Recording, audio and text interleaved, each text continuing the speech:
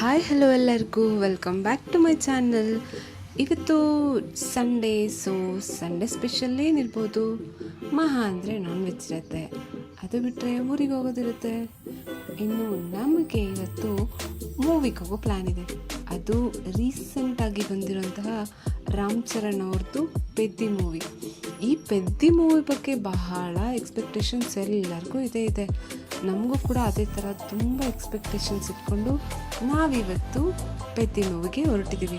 ಪೆದ್ದಿ ಮೂವಿಗೆ ಹೋಗಬೇಕು ಅಂತ ನಾವು ಡೇ ಬಿಫೋರ್ ಎಸ್ಟರ್ಡೇ ಅಂದ್ಕೊಂಡಿದ್ದು, ಬಟ್ ನಮಗೆ ಟಿಕೆಟ್ಸು ಸಿಗಲೇ ಇಲ್ಲ. ಸೊ ಹಾಗಾಗಿ ಇವತ್ತು ಈವ್ನಿಂಗ್ 7 o'clockಗೆ ನಮಗೆ ಟಿಕೆಟ್ ಬುಕ್ ಆಯಿತು. ಸೊ ನಾವೀಗ ಎಲ್ಲ ರೆಡಿಯಾಗಿ ಮೂವಿಗೆ ಹೊರಟಿದ್ದೀವಿ. ಮೂವಿಗೆ ಹೊರಡೋಣ ಅಂತ ನಾವು 5 o'clockಗೆ ಅಂದ್ಕೊಂಡ್ವಿ. ಯಾಕೆಂದರೆ 7 o'clock ಮೂವಿ ಇರೋದ್ರಿಂದ 5 o'clockಗೆ ಬಿಟ್ಟರೆ ಸೊ ನಮಗೆ ಟ್ರಾಫಿಕ್ ಎಲ್ಲ ಮುಗಿಸಿ ಹೋಗೋಷ್ಟರಲ್ಲಿ ಬೇಗ ಹೋಗ್ಬೋದು ಅಂದ್ಕೊಂಡು ಹೊರಟ್ವಿ. ಬಟ್ ಅದಕ್ಕೆ ಮುಂಚೆ ಫುಲ್ ಮಳೆ ಅಂದ್ಕೊಂಡು ಮನೆಯಲ್ಲೇ 6 o'clock ಆಯಿತು. 6 o'clock ಆದಮೇಲೆ ಅನಿಸ್ತು ಪಕ್ಕ ಇವತ್ತು ನಾವು ಮೂವಿಗೆ ಹೋಗೋಕ್ಕೆ ಚಾನ್ಸೇ ಇಲ್ಲ ಅಂತ. ಬಟ್ ಸಡನ್ಲಿ 6 o'clockಗೆ ಮಳೆ ಅಂತೂ ನಿಂತು. ಆಗ ಫುಲ್ ಖುಷಿಯಾಗಿ ಹೊರಟ್ವಿ.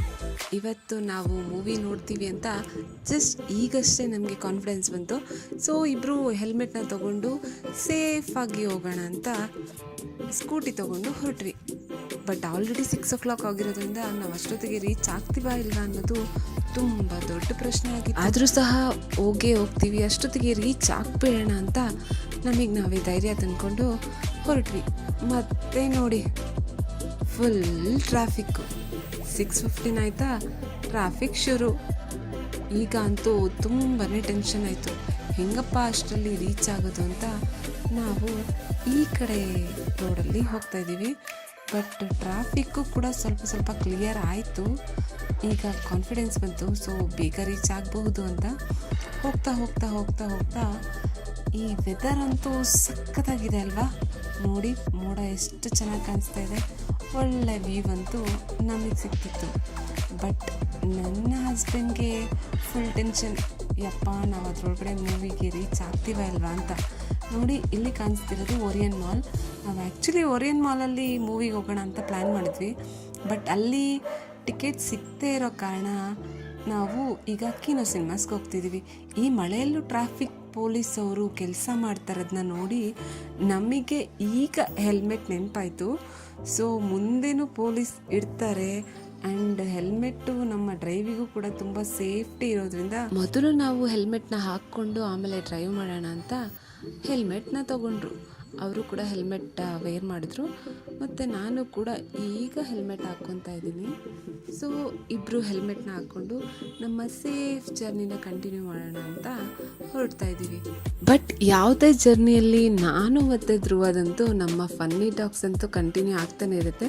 ಸೊ ಹಾಗೆ ಹೀಗೆ ಅಂತ ಅವನು ಪೋಸ್ ಕೊಟ್ಕೊಂಡು ನಾವು ಏನೇನೋ ಹೇಳ್ಕೊಂಡು ಜಾಲಿಯಾಗಿ ಹೊರಟ್ವಿ. ಇಲಿಗೆ ಪ್ರಾಣ ಸಂಕಟ, ಸಾರಿ ಬೆಕ್ಕಿಗೆ ಆಟ, ಇಲಿಗೆ ಪ್ರಾಣ ಸಂಕಟ ಅನ್ನೋ ಹಾಗೆ ನಾವು ವಿಡಿಯೋ ಎಲ್ಲ ಮಾಡ್ಕೊಂಡು ಜಾಲಿ ಅಂತೂ ಮಾಡ್ತಿದ್ವಿ. ಬಟ್ ಇವ್ರಿಗೆ ಮುಂದೆ ಟೆನ್ಷನ್ನು ಪಾಪ ಅವ್ರಿಗೆ ಪ್ರಾಣ ಸಂಕಟ, ನಮಗೆ ಚೆಲ್ಲಾಟ ಅನ್ನೋ ಥರ ನೀರು, ಟ್ರಾಫಿಕ್ಕು, ಕಾರು ಮತ್ತು ಬೈಕು, ಅದು ಎಷ್ಟು ಚೆನ್ನಾಗಿದೆ ಇದು ಎಷ್ಟು ಚೆನ್ನಾಗಿದೆ ಅಂತ ನಾನು ಮತ್ತು ಧ್ರುವದು ಮಾತುಗಳು. ಅವನಂತೂ ನಾನು ಈ ಕಾರ್ ತೊಗೊತೀನಿ, ದೊಡ್ಡವನಾದ್ಮೇಲೆ ಆ ಕಾರ್ ತೊಗೊತೀನಿ, ನಾನು ಈ ಬೈಕ್ ತೊಗೊಳ್ಳ ಅಂತ ಅವನ ಫನ್ನಿ ಟಾಕ್ಸ್ ಅಂತೂ ನಡೀತಾನೆ ಇತ್ತು. ಬಟ್ ಇವರ ಟೆನ್ಷನಲ್ಲಿ ಒಂದು ಮಾತು ಸಹ ಆಡಲಿಲ್ಲ. ಅಂತೂ ಇಂತೂ 7 o'clock ಶಾರ್ಪಾಗಿ ನಾವು ಕಿನೋ ಸಿನಿಮಾಸ್ಗೆ ಬಂದು ತಲುಪಿದ್ವಿ. ಇಲ್ಲಿ ನಾವು ಚೆಕ್ಕಿಂಗ್ ಎಲ್ಲ ಮುಗಿಸ್ಕೊಂಡು ಒಳಗಡೆ ಹೋದ್ವಿ. ಇಲ್ಲಿ ಪೋಸ್ಟರ್ ಜೊತೆ ಒಂದು ಪಿಕ್ನ ತೊಗೊಂಡು ಧ್ರುವ ಜೊತೆ ನಾವೀಗ ಹೊರಡು ಮೂವಿ ಸ್ಟಾರ್ಟ್ ಆಗಿರ್ಬೋದಾ ಅಂತ ಟೆನ್ಷನಲ್ಲಿ ಒಳಗಡೆ ಹೋದ್ವಿ. ಬಟ್ ಆಲ್ರೆಡಿ ಮೂವಿ ಸ್ಟಾರ್ಟ್ ಆಗಿಬಿಟ್ಟಿದೆ. ನಮ್ಮ ಸೀಟ್ನ ಹುಡ್ಕೋ ಟೈಮ್ ಈಗ ಮೇಲೆ ಹೋದ್ವಿ. ಈಗ ಇಲ್ಲಿ ನಮ್ಮ ಸೀಟ್ ಬುಕ್ಕಿಂಗ್ ಆಗಿದೆ. ಸೊ ಅಲ್ಲಿ ಕೂತ್ಕೊಂಡು ನೋಡೋಷ್ಟರಲ್ಲಿ ಮೂವಿ ಸ್ಟಾರ್ಟ್ ಆಗಿತ್ತು. ಜಸ್ಟ್ ಒಂದು 2-3 ಮಿನಿಟ್ ಆಟದ ಮೂವಿ ಅಂತೂ ಹೋಗ್ತಾ ತುಂಬಾ ಚೆನ್ನಾಗಿತ್ತು. ನನ್ನ ಧ್ರುವ ಹಾಗೂ ಶ್ರೀ ಅಂತೂ ವಿಷಿಲ್ಸ್ ಹೊಡೆದಿದ್ದು ಫುಲ್ ಕಿರ್ಚಿದ್ದು. ಯಪ್ಪ ತುಂಬಾ ಎಕ್ಸೈಟ್ಮೆಂಟ್. ಸಾಂಗ್ಸ್ ವಿಚಾರಕ್ಕೆ ಬಂದರೆ ಎಲ್ಲ ಸಾಂಗ್ಸು ಕೂಡ ಸಖತ್ತಾಗಿತ್ತು. ಅದರಲ್ಲಿ ಫಸ್ಟ್ ಬರೋ ರೇ ರೇ ರಾರ ಸಾಂಗ್ ಅಂತೂ ನಮ್ಮ ಹೀರೋಯಿನ್ ಜಾನ್ವಿ ಕಪೂರ್ ಅವರು ಲವ್ ಸ್ಟೋರಿ ಇಲ್ಲ ಅಂದರೆ ಲವ್ ಸ್ಟೋರಿ ಇಲ್ಲ ಅಂತಲ್ಲ, ಲವ್ ಸ್ಟೋರಿ ಇದೆ, ಬಟ್ ಸ್ವಲ್ಪ ಊಟಕ್ಕೆ ಉಪ್ಪಿನಕಾಯಿ ಇದ್ದಾಗೆ. ಅಂದರೆ ಉಪ್ಪಿನಕಾಯಿನೇ ಊಟ ಅಲ್ಲ, ಬಟ್ ಊಟಕ್ಕೆ ಉಪ್ಪಿನಕಾಯಿ ತುಂಬ ಇಂಪಾರ್ಟೆಂಟ್ ಆ್ಯಂಡ್ ಟೇಸ್ಟಿ ಅಲ್ವಾ, ಆ ಥರ ಇದೆ ಲವ್ ಸ್ಟೋರಿ. ಬಟ್ ಈ ಸಾಂಗ್ ಚಿಕ್ರಿ ಚಿಕ್ರಿ ನೀವು ಆಲ್ರೆಡಿ ಕೇಳಿರ್ತೀರ. ಈ ಸಾಂಗ್ ಆಲ್ರೆಡಿ ಫೇಮಸ್ ಅಲ್ವಾ, ಬಟ್ ಮೂವಿಯಲ್ಲಿ ನಾವು ನೋಡಬೇಕಾದ್ರೆ ಸಖತ್ತಾಗಿರುತ್ತೆ. ಅಂದರೆ ನಮ್ಮ ಶಿವಣ್ಣ ಅವ್ರಿಗೆ ಒಂದು ಗೆಸ್ಟ್ ಪಾರ್ಟ್ ಕೊಟ್ಟಿರ್ತಾರೆ ಅಂತ ನಾನು ಅಂದ್ಕೊಂಡೆ. ಬಟ್ ಇದರಲ್ಲಿ ನೋಡಿದ್ರೆ ನಮ್ಮ ಶಿವಣ್ಣ ಅವರೇ ಮೈನ್ ಪಾರ್ಟ್ ಆಗಿದ್ದಾರೆ. ಇವ್ರನ್ನ ಇಲ್ಲಿ ನೋಡಿ ತುಂಬಾ ಖುಷಿ ಆಯಿತು ಅಂದ್ಕೊಳ್ಳಿ, ಅಷ್ಟು ಸೂಪರಾಗಿ ಆ್ಯಕ್ಟಿಂಗ್ ಮಾಡಿದ್ದಾರೆ. ಹಾಗೆ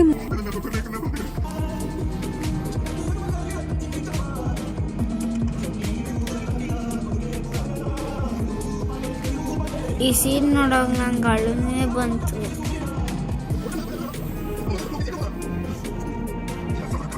ಹಾಗೆ ಈ ಮೂವಿಯಲ್ಲಿ ಪಾರ್ಟಿ ಸಾಂಗ್ ಬಂದು ನಮ್ಮ ಕ್ಯೂಟ್ ಶ್ರುತಿ ಹಾಸನ್ ಅವರು ಆ್ಯಸ್ ಯೂಶ್ವಲ್ ಅವರ ಡ್ಯಾನ್ಸ್ ಅಲ್ಟಿಮೇಟ್ ಆಗಿತ್ತು ಅಂತಲೇ ಹೇಳ್ಬೋದು. ಅವ್ರ ಜೊತೆ ನಮ್ಮ ರಾಮ್ ಚರಣ್ ಜೋಡಿ ಇನ್ನೂ ಕ್ಯೂಟ್ ಆಗಿತ್ತು.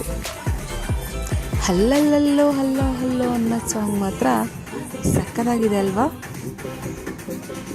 ನಂತರ ಅವರು ರನ್ನಿಂಗ್ ಚಾಂಪಿಯನ್ ಆಗ್ತಾರೆ.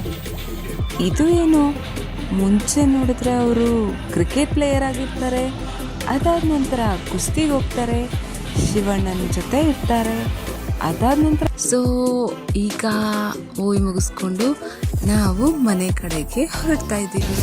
ಮೂವಿ ಹೇಗಿತ್ತು? ಸಖತ್ತಾಗಿತ್ತು. ಅಲ್ಲೋಡಿಯಲ್ಲಿ ಮೇಲೆ ಸೂಪರ್ ಇತ್ತು. 4 ಜೂನಲ್ಲಂತೂ ಇವಾಗ ಹೇಳಿ, ನಿಮ್ಮ ಮೂವಿ ನಿಮಗೆ ಹೇಗೆ ಅನಿಸ್ತು? ಸೂಪರ್ ಆಗಿತ್ತಪ್ಪ. ಕಬಡ್ಡಿ ಆಡೋದಂತೂ ನೋಡ್ಬೇಕು. ಕಬಡ್ಡಿ ಅಂತೆ, ಕಬಡ್ಡಿನ ಆಡಿದ ಕುಸ್ತಿನ ಕುಸ್ತಿ ಇವನು ಮೂವಿ ನೋಡಿ ಮೈಂಡ್ ಎಷ್ಟು ಬ್ಲ್ಯಾಂಕ್ ಆಗಿದೆ ನೋಡಿ. ಅವನು ಆಡಿದ ಕಬಡ್ಡಿನ ಕುಸ್ತಿನ ಅನ್ನೋದೇ ಮರೆತುಬಿಟ್ಟಿದ್ದಾನೆ. ಅಷ್ಟು ಎಕ್ಸೈಟ್ಮೆಂಟಲ್ಲಿ ನಮ್ಮ ರಾಮ್ ಚರಣ್ ಮೂವಿನ ನಮ್ಮ ಧ್ರುವ ಯಾವಾಗಲೂ ನೋಡ್ತಾನೆ. ಟೋಟಲಿ ನಮ್ಮ ಮೂವಿ ಪಯಣ ಹೀಗಿತ್ತು. ಹೋಗ್ತಾ ಹೋಗ್ತಾ ರೋಡ್ ಫುಲ್ ಖಾಲಿ, ಬರ್ತಾ ಅಂತೂ ಫುಲ್ ಟ್ರಾಫಿಕ್ ಇತ್ತಲ್ವಾ. ಈಗ ಹೋಗ್ತಾ ಅಷ್ಟೇನು ಟ್ರಾಫಿಕ್ ಇಲ್ಲ.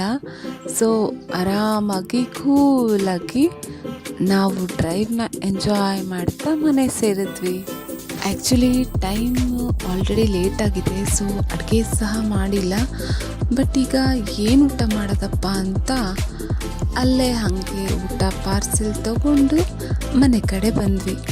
ಈಗ ಎಲ್ಲ ಮುಂದಿಟ್ಕೊಂಡು ಜಾಲಿಯಾಗಿ ಊಟ ಮಾಡಿಕೊಂಡು ಹಾಗೆ ಮಲ್ಕೊಂಡ್ವಿ. ಇದುವರೆಗೂ ನನ್ನ ಚಾನಲಲ್ಲಿ ಪೆದ್ದಿ ಮೂವಿ ರಿವ್ಯೂ ನೋಡಿ ನಾನು ಹೇಳೋ ಮಾತುಗಳಿಗೆ ನಿಮ್ಮ ಕಿವಿ ಕೊಟ್ಟು ಕೇಳಿ ನನ್ನ ಚಾನಲ್ಗೆ ಸಪೋರ್ಟ್ ಮಾಡ್ತಾರೋ ಎಲ್ಲರಿಗೂ ಥ್ಯಾಂಕ್ ಯು ಸೋ ಮಚ್. ಹೀಗೆ ನಿಮ್ಮ ಸಪೋರ್ಟ್ ಯಾವಾಗಲೂ ಇರಲಿ. ಇದೇ ಥರ ವೀಡಿಯೋಸ್ ನಿಮಗೋಸ್ಕರ ನಾನು ಮಾಡ್ತಾ ಇರ್ತೀನಿ. ಹೀಗೆ ಸಪೋರ್ಟ್ ಮಾಡಿ.